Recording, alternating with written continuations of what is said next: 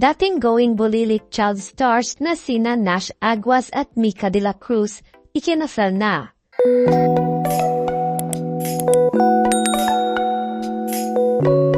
Opisyal na ngang husband and wife ang mga dating Going Bulilit child stars at longtime couple na sina Nash Aguas at Mika de la Cruz.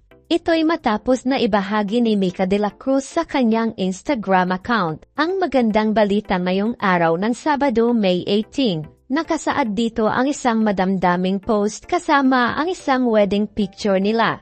Walking towards my God sent, my love and my forever.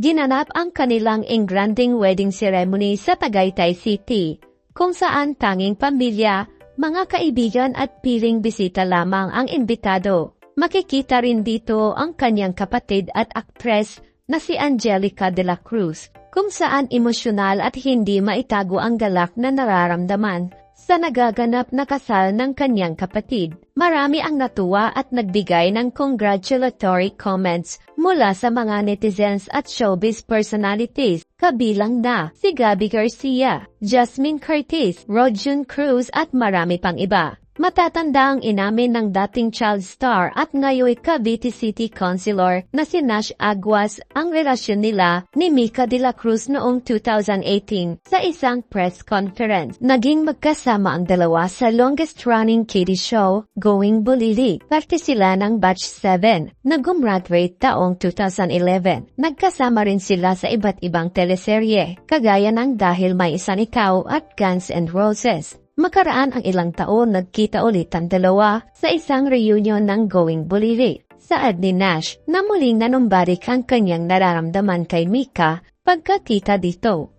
At nagdesisyon itong ituloy ang panliligaw kay Mika. Naging opisyal ang kanilang relasyon noong October 20, 2018. Silipin natin ang ilan sa mga pagbati mula sa mga netizens at showbiz personalities.